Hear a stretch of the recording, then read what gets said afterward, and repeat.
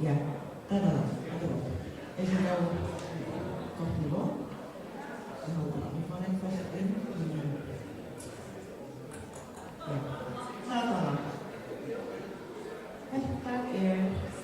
Esta Leo. Ja, het de eer moment.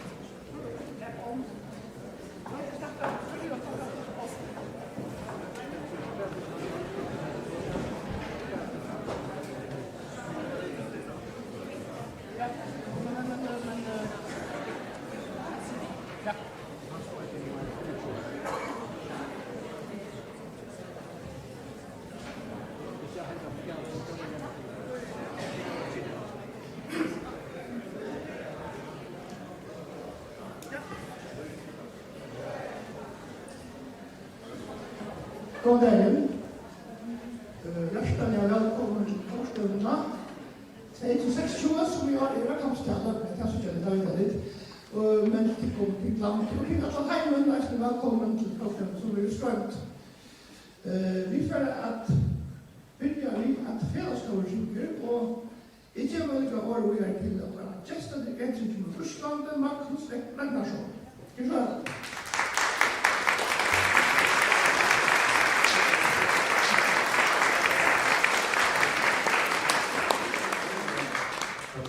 Jag hoppas det är bra om jag pratar lite svenska. Kan inte så bra färska. Jag gläder mig att vara här. Och det har varit roliga dagar. Vi ska framföra till att börja med en isländsk folkvisa som jag har arrangerat för 10 år sedan, 11 år sedan. Kvölda tekur sestur sól. Alltså nu är det kväll och solen har gått ner.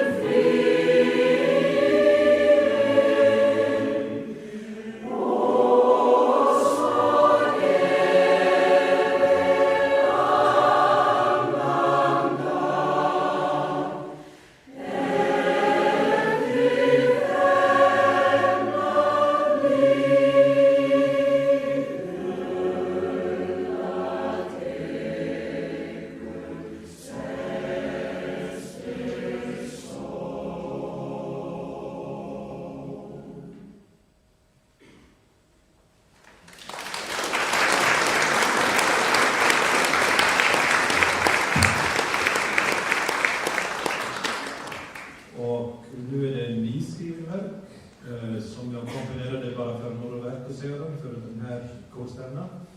Jubila till Deo omnis terra, så prisa Gud, lova Gud över hela jorden.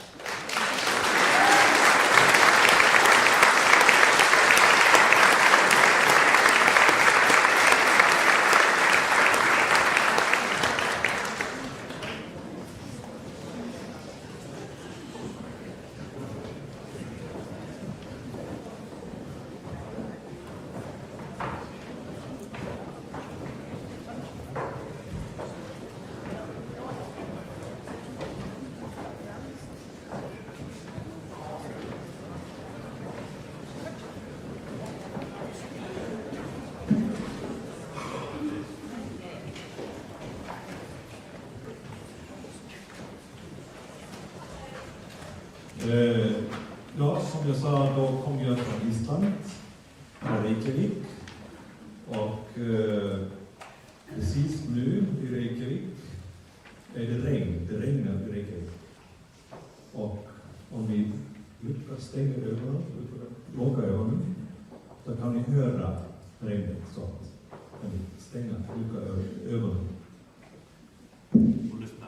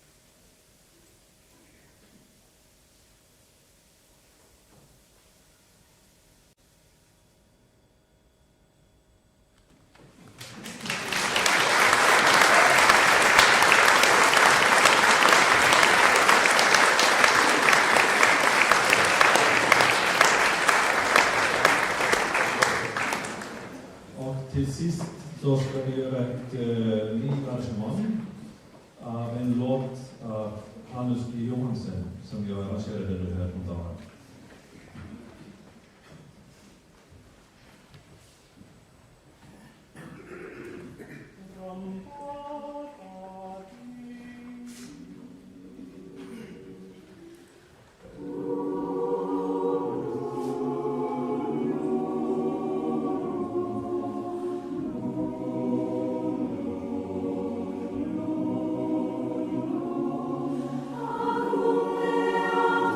Alleluia.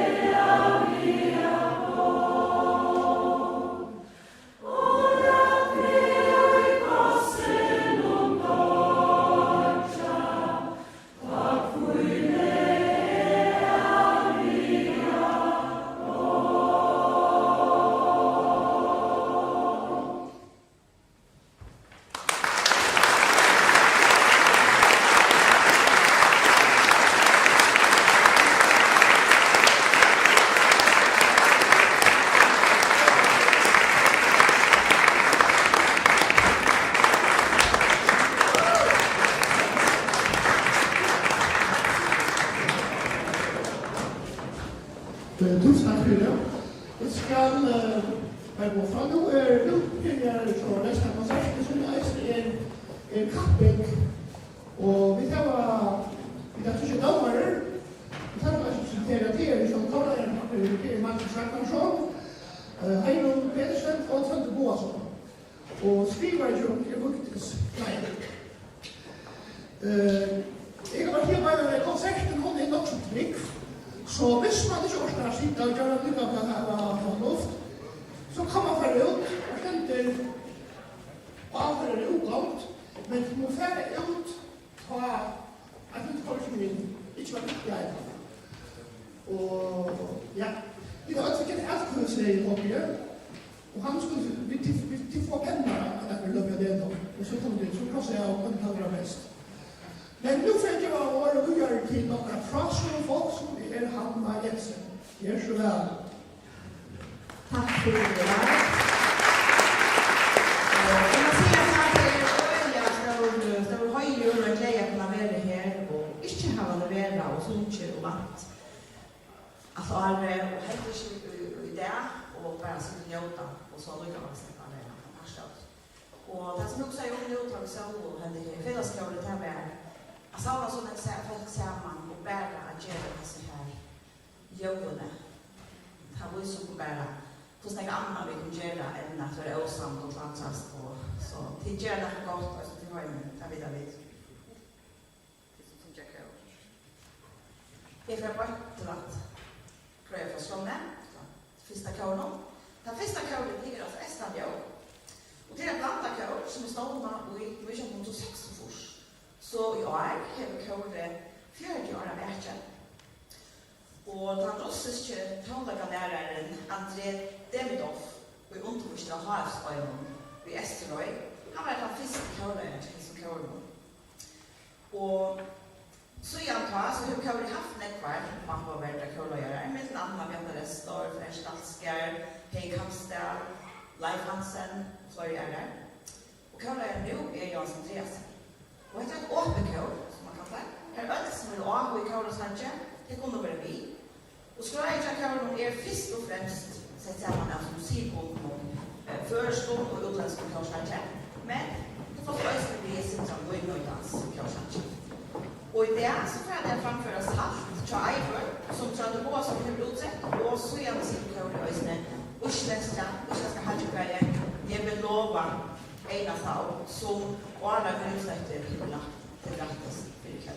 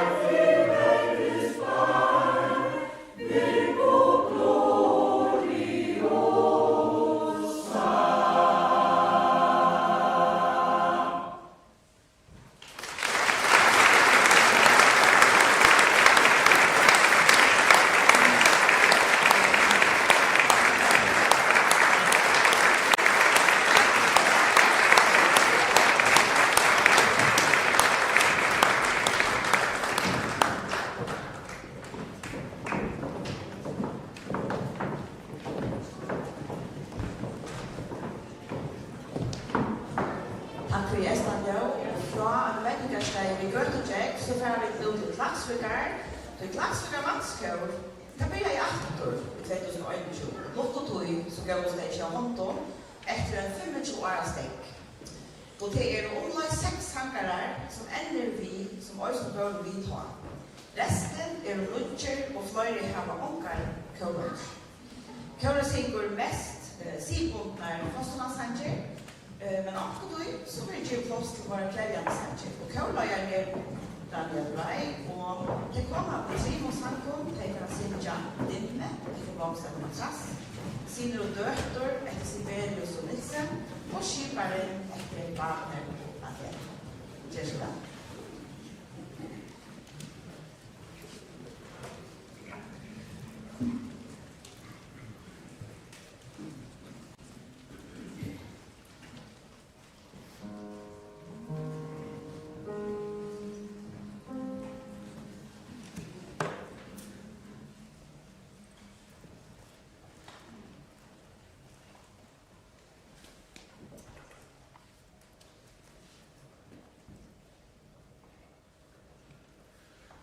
Oi,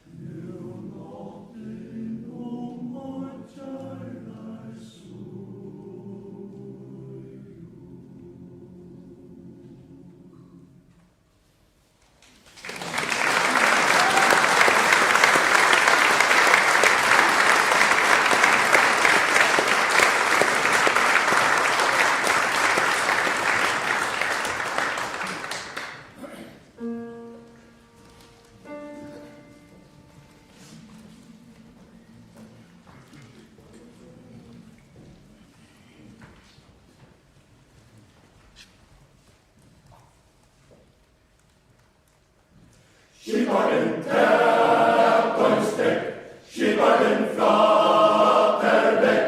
Hiva heisa atan der, kom nu synja vi okkara sjömanande. Mossa annan dagen full av fred, öttar ner och sjör och samma tjej. Skapar upp en glaset fritt och boj, och till möjra fjäll vi skål och alla fröj. Jul alla hej, svält och paprej, hej och hurra, skulle som mamma. Allir sen, skala vi, trappa nu, vi. Skiparen tät och en stekk, skiparen flater vekk. Hiva heisa alla der, skiparen vi møyna her. Hiva heisa alla der, stassa nu, hei, passa nu, ho. Fredagsskatt, fiskskatt, sjömansskatt. Hiva heisa alla der, kom sing och sjömansskatt.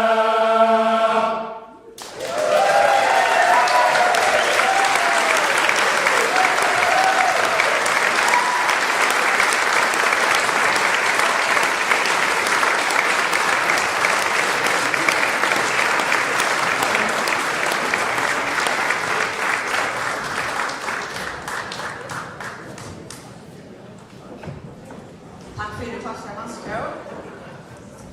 Den tredje kören för höjda till Tarira, och Tarira var stående i 2002. Vi till ändamål att framföra samtidiga tonvåg efter nuvarande tonvågsskatt.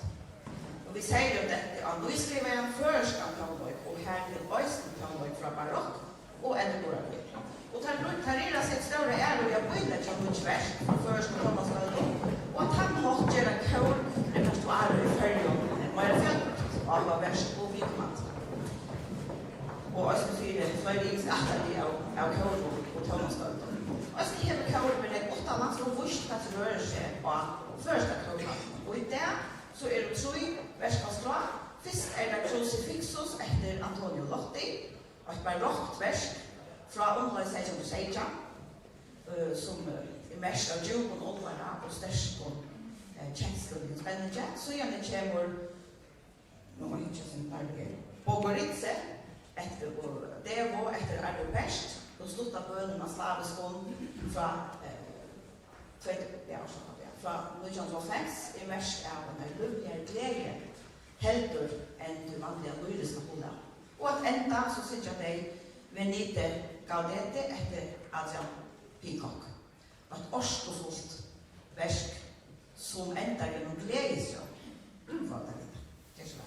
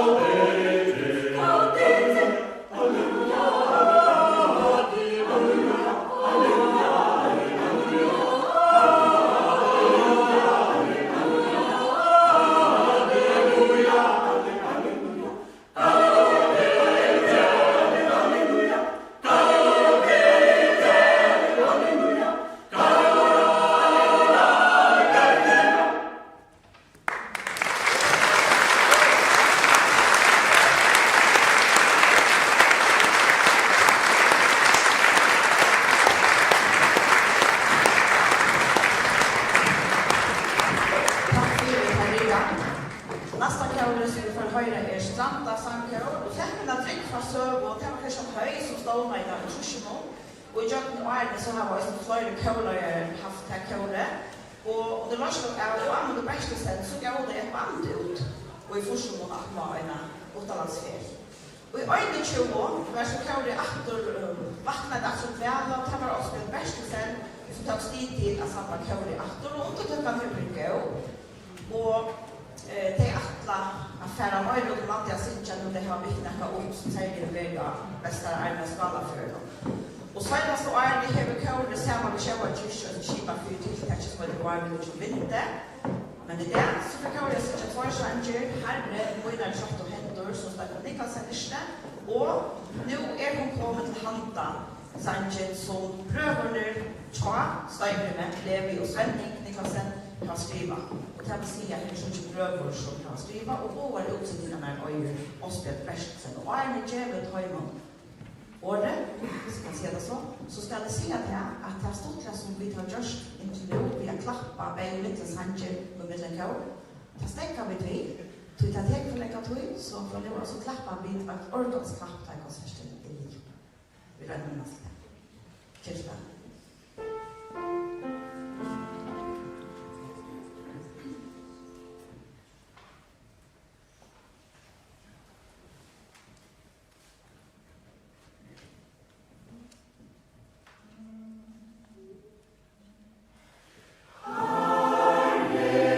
Yeah.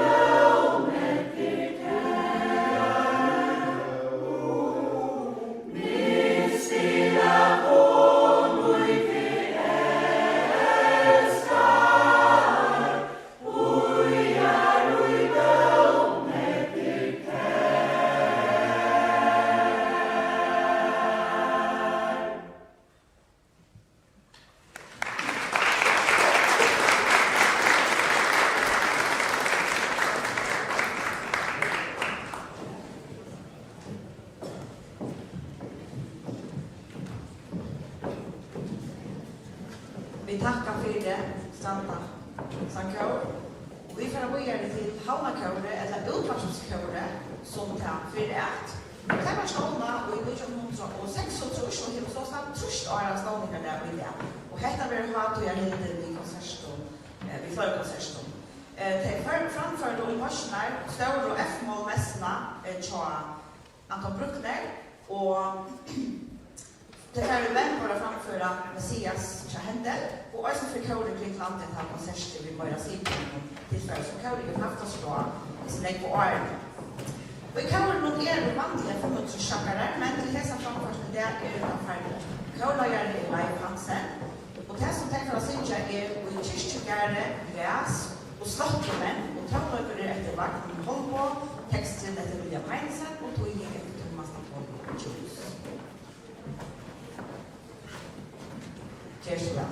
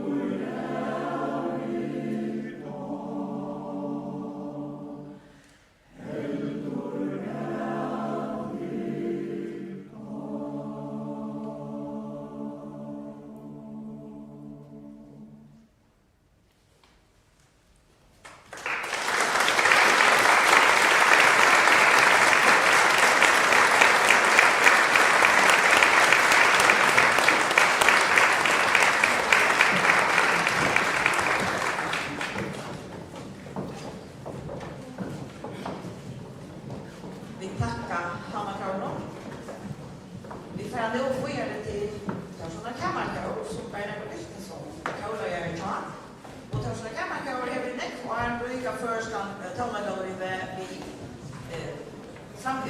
framförslån här hemma och utomlands. Och så står som man låter kåre och är det att jag kan bygga ju så fasta på en och sen affären och bara så ser det väl.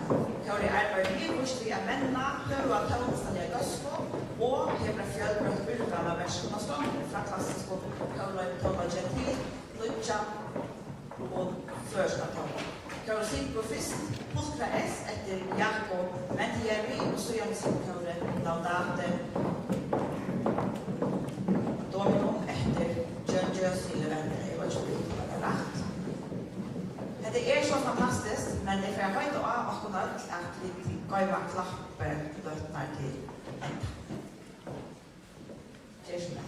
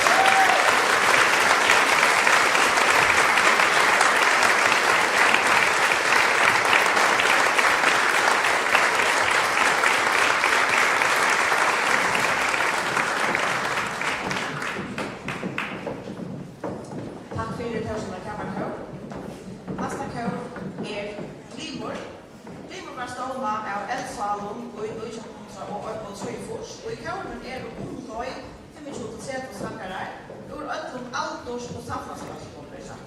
Kauren sikkert mest rytmiska sanger, det føreskar og utlandskar, og i kveld for at svarsnakker som nemlig Let There Be Peace og Thankful, og daglig kaurenløyere Hans Oliver Johansen, men han bortsatt i kveld, og kveld det firbrande kaurenløyere Pauli Hansen, som løyer kauren, vi jobber Eliasen av klaveret. Han sier at vi har sagt som Let There Be Peace on Earth, så det etter seg Miller Jackson og utsetting av Jane Althouse, og for Thankful det Carol Bayer Sager og David Foster og Richard Page, så det arrangeret av Mars Hayes. Jeg finner enda dette at vi klapper først i midten kauren, og jeg henter ut av sangen vi har klappet til enda, og dette fire at tøyen ikke vil ha tropløy til enda. Ta for ordentlig klapp. Det er sånn.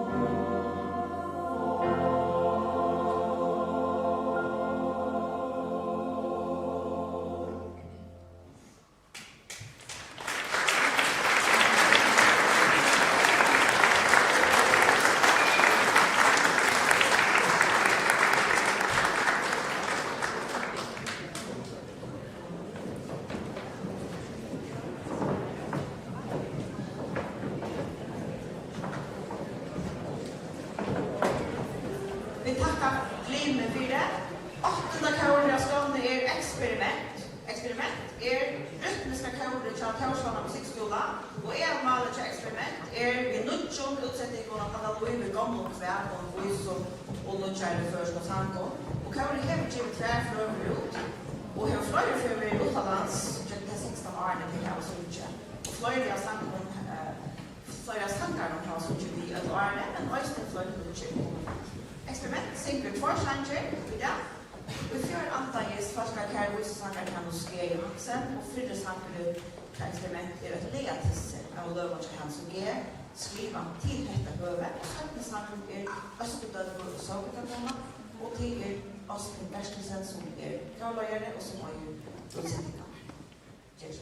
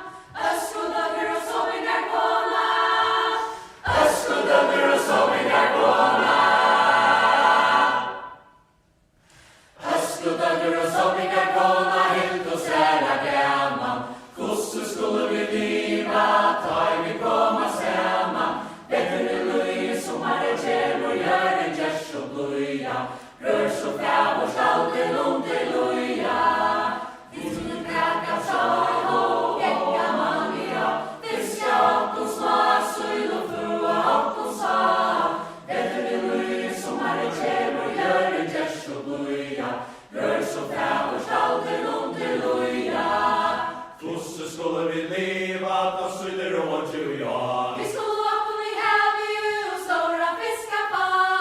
Bättre än nu som är det kämmer, gör en gärs och blöja.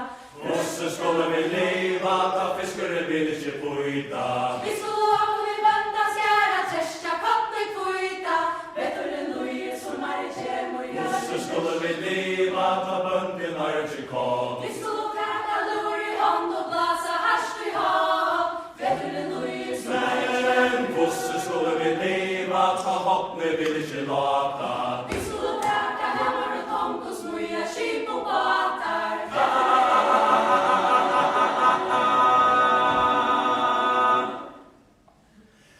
Hvordan skulle vi så leva, då naturen vill inte gänga?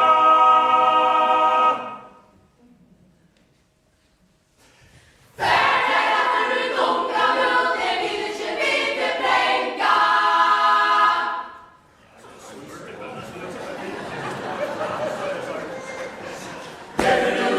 Som är en kämmer, gör en gäst och blöja. Rör så fävers halden under loja. Rör så fävers halden under loja.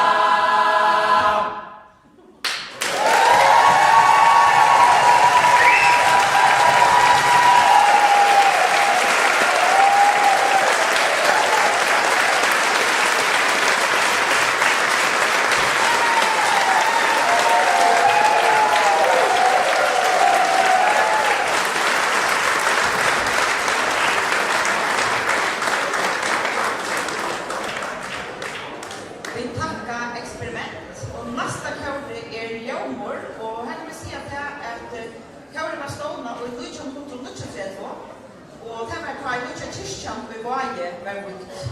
Och vi skiftade körlagare till dömes Erik Dahl och Johan Slottsö och har till Benjamin Gavstad och Anna Lammar och Holger så är kören framvägs i Byrske.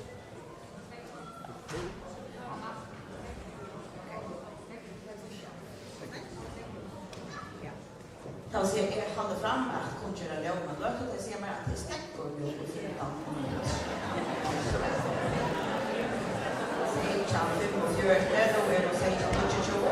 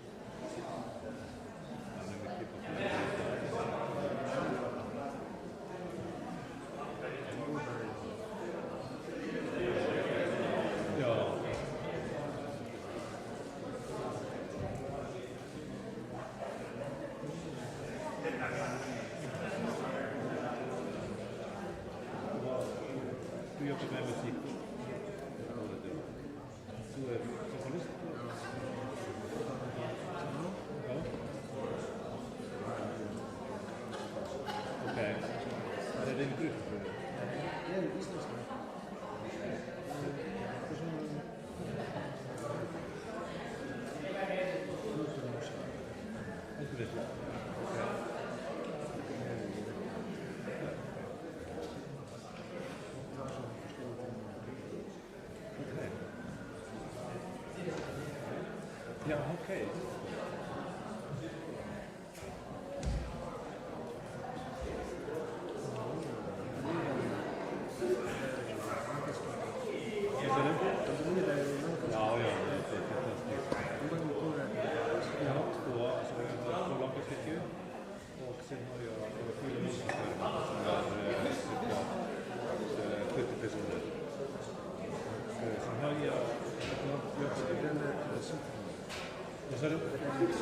Nej, det är självständigt. Ibland, vi sjunger ibland med symfonin. Då sjunger vi bara i slutet av maj med andra. Vi sjunger ofta till symfoni av maj.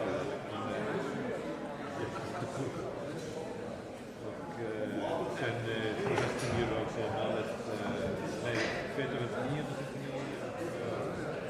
Mattias, men det är självständiga körer. Ja, han har det småbarn heter Kronparet. De är bara från 3 år gamla till 6 år gamla. Så det är Grador Liperi som är lite äldre.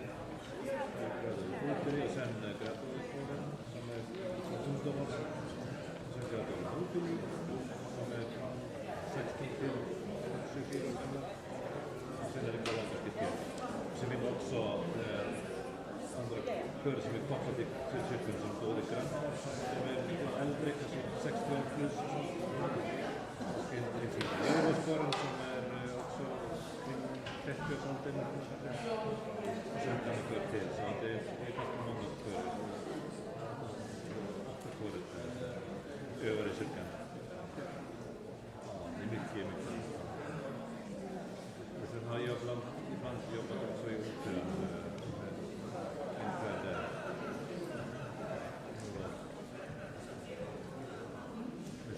Man måste balansera det hela. Ibland är det för mycket att göra, ibland är det för lite. Försöker man hitta balansen där. Men ibland blir man så trött. Ja.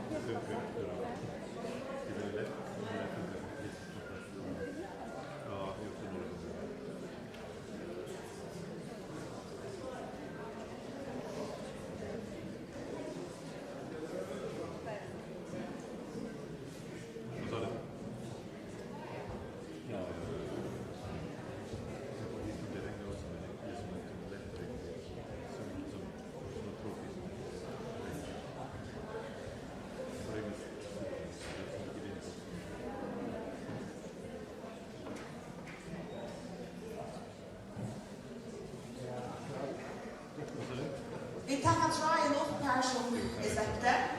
Nästa kåre av stående är kyrkekåre Ljövmor. Och det är stående i 1923, ska vi säga.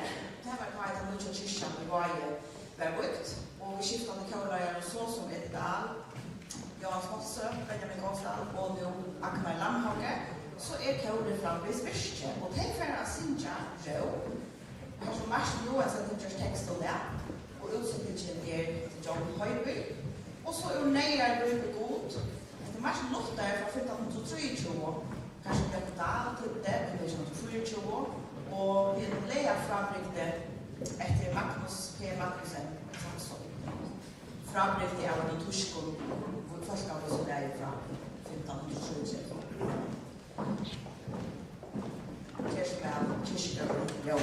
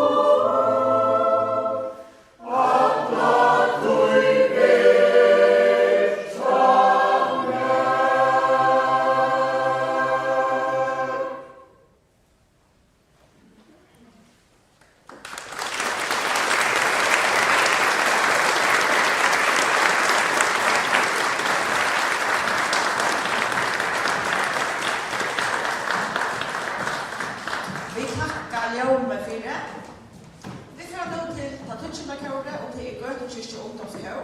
Det teler om ett 30 år, jätter och drancher i allt från 15 till 30 år. Och så gör kåret blir i fest 11 år. Här var ungefär 200 ung, vill det bli kåret nummer 1 sedan sang och tålmöj och andra kan gå göra det här uppbyggningar. Nämnas kan att förra om Libanon, som har varit i kåret, tejer för att läsa innanför tålmöj och sangskolor och konservatorium. Och det var först ur att vägårsan till Göte och Sinja. Målet av kåren är framför en hövon och avvarande snöje. Här ligger ni få en näck. Gå höga människor. Kåren lägger detta. Kyrkjen till kåret som stod under kyrkjäversystemet med ösne. Ägnar sig väl.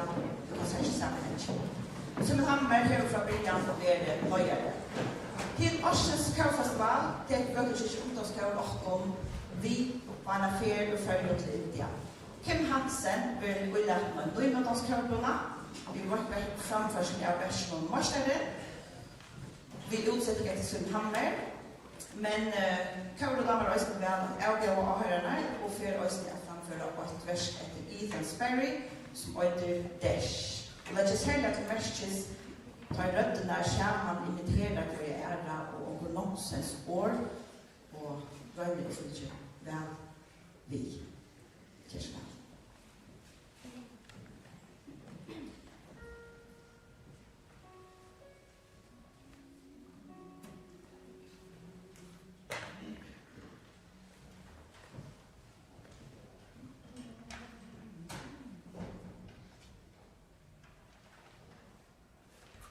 Ba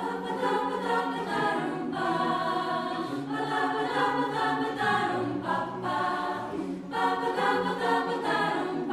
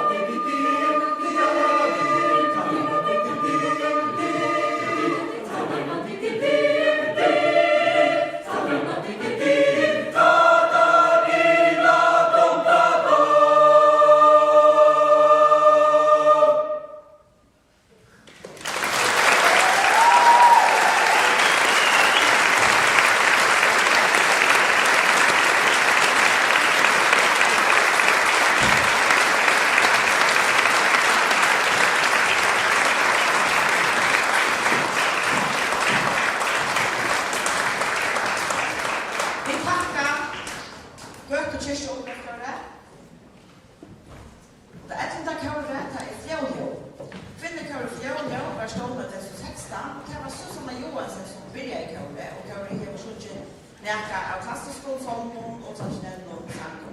I fjør var tog å skifte kjøløyere, og fjølje holdt av oss med verste seg. Og vi har noen ikke kjøløyere, så kommer oss med brøyding, og kjøløyere har lagt seg av en høyre rytmisk vekt. Men det er ikke at det er en kjent av det var best. Verkar sanger vi indiske familier og sanger, og kjøløyere skriver for sanger i dag. Han fyller i Gjersta, som kjøløyere hun skriver til døttersøyene, Gjersta. Og sanger sanger er Sølskinsvisa, som Finnor Kåpa og Høgne Fakkerberg har skrivet, og Osbjørn Berskesen og Sjål Bordjørs boer utsendene. Gjør så vel.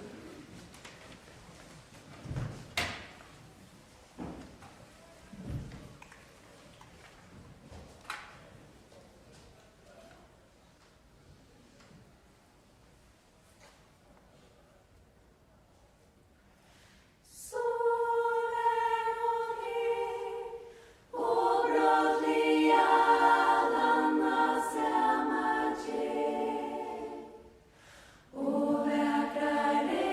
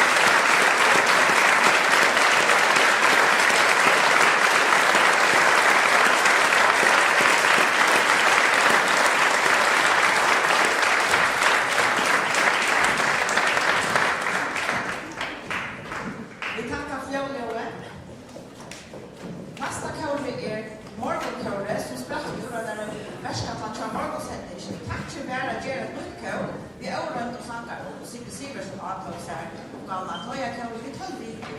Och så gör det där en facknavarkonsert till det tryggvarsmen. Och det är alltså till att avvara fram. Och det var ju typ så att det igen och morgon kan vi fram det först. Kauri, okej, här så ja. Ett år. Kauri just nu har jag konsert för Ostlande. Här var en annan stund tillsammans med harmonikauri i Aubaja-kyrkene och det var Störnbart så att det var ju ständiga följare som hade varit i kyrkene. Och det var röst i rörande som såg om som fick bäst och bunta i gången mindre och höjmansor. Och höj altoren har röst i ordentlig. Och man släger följde att man kan ha konserterna mäkna i det här morgonkauri krascha en av varslen som ungdomskauren i Hallgårdskirken. Och efter en löt och sanklöt och så helt utställningar att läsa utsett att morgonkauri sang som ankar. Och läget var gott. Men det vi framgången i hade illuga levi till näka vi att det har inte bara tidsi sig fram till omständiga. Det blev flott att det skulle slippa höjm. Det näka vi väckta det. Kauri synger 2 sanger och tar det bara i sankla Les Misérables och tar det I Dream the Dream och Do You Hear the People Sing. Och det då Alain Boville och Jean-Marc Natel och Herbert Kressmer som har gjort ordna och lärje Pevor Claude Michel Schönberg just utsattigen efter Ed Lojeski. Gjersta.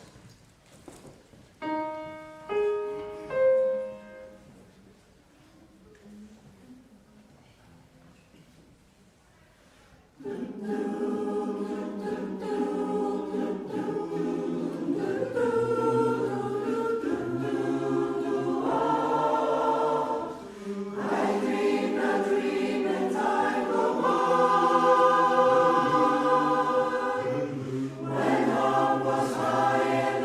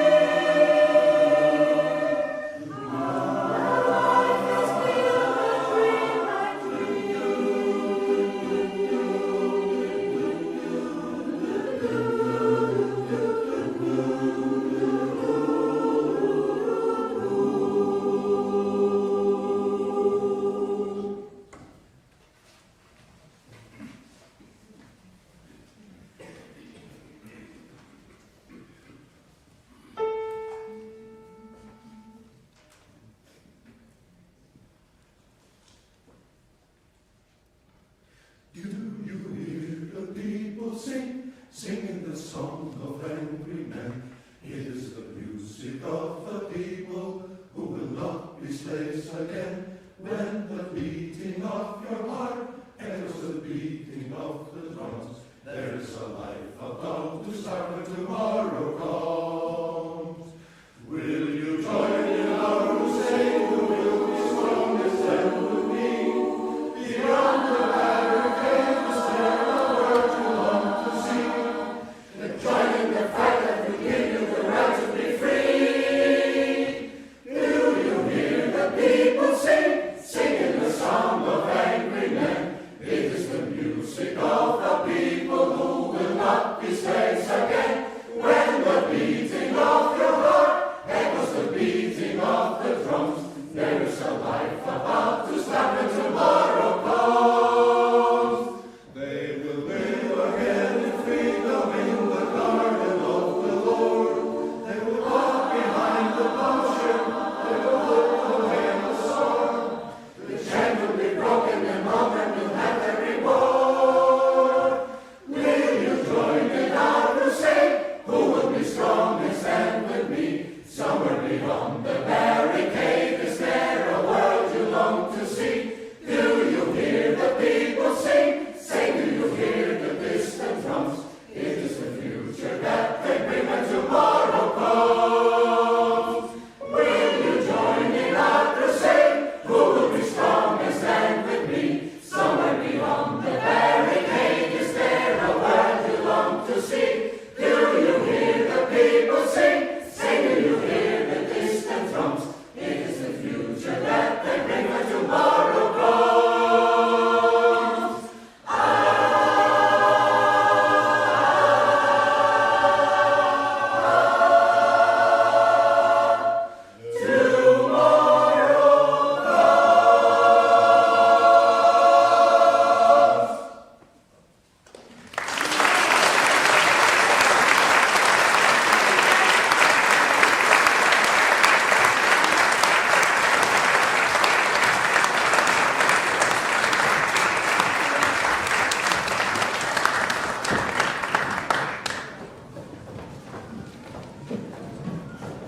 Takka Marko Kjørlo. Og den 13. kjøret var slått inn der til Tørsson og Mannskjør og Torda Kjørløyere i Festerstein. Og de er nøyde etterkommende av 15 Østlandsfjørsvinne i Sydar Sjøvå. Og her uttog da i 100 år halvt noen Kjærkattakører Reykjaviker. Og om 2 veker, da som kom 20. mai, da har jeg hette kjøret kjølt synlig 40 år med konsersen i Nordland til Oslo. Kjøret hever 8 årene siden av stående at dette samstår vi under gåkjøren i denne landet og vi er kjent kjøren som Kattakjøren og Fostbreider og Reykjavik, Studentersangforeningen i Kjekkmannahavn, den norske Studentersangforeningen i Oslo og Orfei Drengar i Uppsala, noen av beste mannskjøren vi får se her om løyer som har vidtjeført og som Torsmed mannskjøren hever vidtja. Og konsertene i mai tar vera 30 kjøløyere, Torda Ekne, Jo Festerstein, men også Fridrik S. Kristensson fra Kattakøren Reykjaviker og Marit Båtsberg fra den norske Studentersangforeningen. Og i det så synker Torsmed mannskjøren Øden, vi tekster etter Jan Sjurus og leie etter Jan Holstein, og vi der føringer tekster etter Eidal og leie etter Karabæk. Kjørsvær.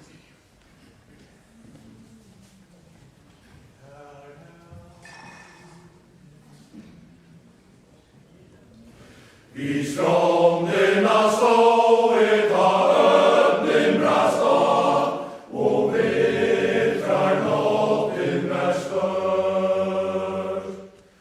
Aj färg hörde jag stunden ta, kom donande åtan av häven omfra. Aj färg så vilt och så stört. Stormarne laika og fløyer, iver båar stranger og orger. Og skrummande fossor så fraktar jag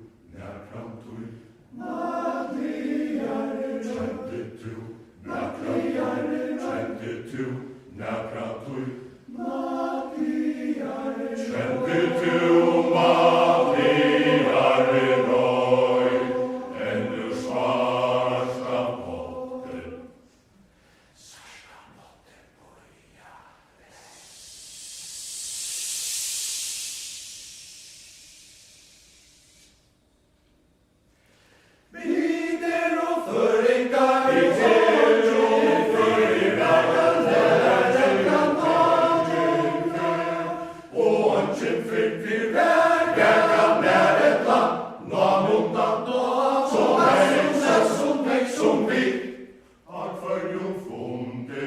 allmännom och förjong funke, allmännom och förje vad vi är som halta vi allt om.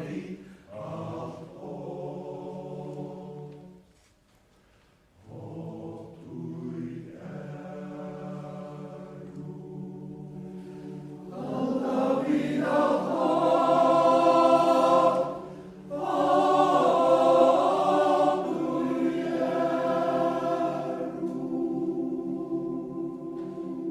Men Kaurstädno, jag säger nej.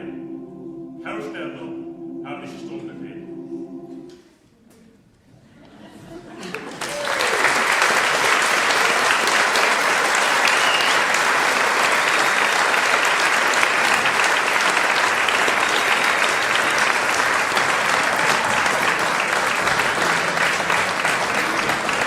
Vi tackar Manskaure och från Manskaure färrar vi till Kvinnekaure Silvervittne.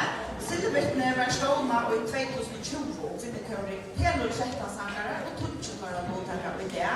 Kaurlöjare är Cynthia González Parada och Kauri hever nå til kappingon sujan 2021 og stål national kappingon i Lucca i Italia og i Aarhus i Danmark. Og Kauri hever vi til Osland flere tværferier og samstarver vi Oslandske Kvinnekaure Vox Ferieneier om konserter og fløyutgav. Silvervittne er ett kjent fyrir framfor alt av trådlag av høyutgav og i Svendasten hever Kauri Laxeiland dette av framfor vers som skriva etter utsett av kvinnen. Så som fem strajen fra Silvervittne og øyne som vers etter kvinnelig tålvaskal. Da så kjør vi at hejan kjøver rekne etter Lars Trier og Røa Renegard Pettersson. Hever Unge Pettersson Latterettes. Og Godsbonden hever Eivor Påsøter skriva og Sønder Boasson Lattes. Kjøsberg.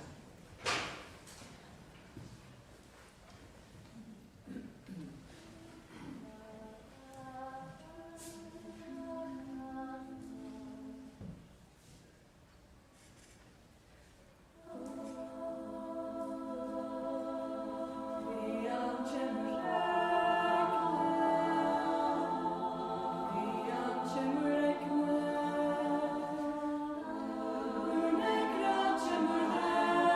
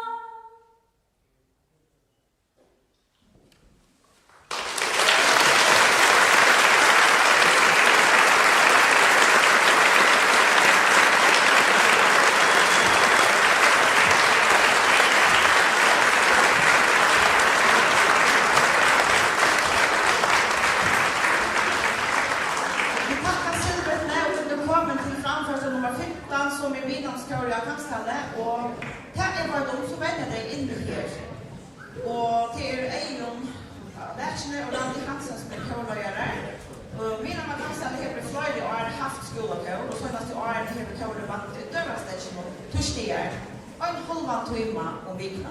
Nämligen i kören är från Öttonbrejton och Öttonargejton och nettopp till sammanhållet heter skapar av skolan och är öjna många och avgången av körverksen.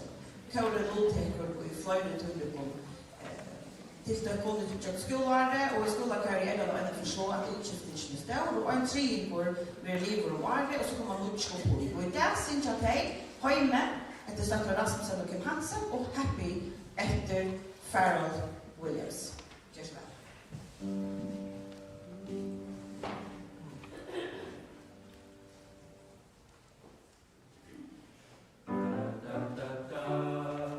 Da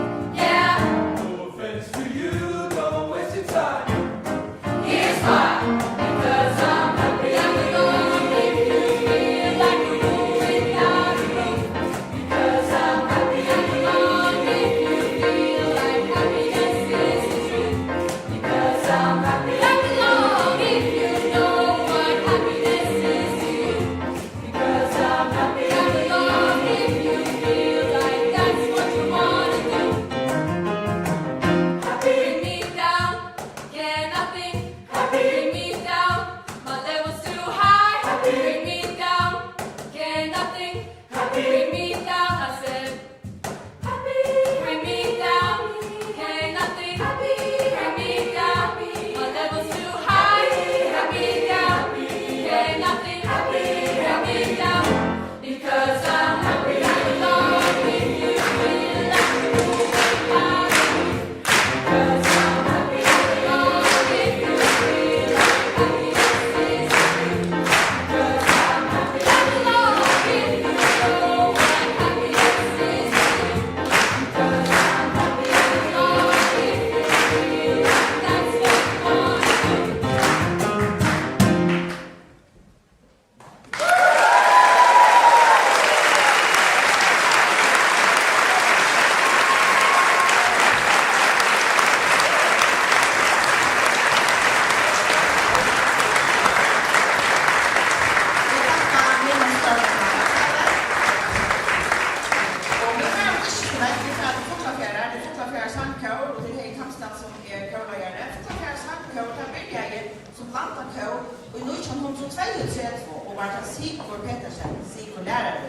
Som var fiskekålöjare i Kålo. Så gör det här skiftande kålöjare med nästan 100 år gamla Kålo. Här säger jag här för värsta sen. Och Fritz Johansen har haft stora avskannar. Här Kamstad har varit kålöjare till många och senaste åren. Och det är just han som har arrangerat russiska faskarläger till vårt kärleksvisioner mottagvindar som Kålo vill ha sin jobb i det. Och då satt med sanggrund efter Charles Stanford, og I hennes det hever seg glede til den gamle enska solmen Ye Choirs of New Jerusalem. Jesuit.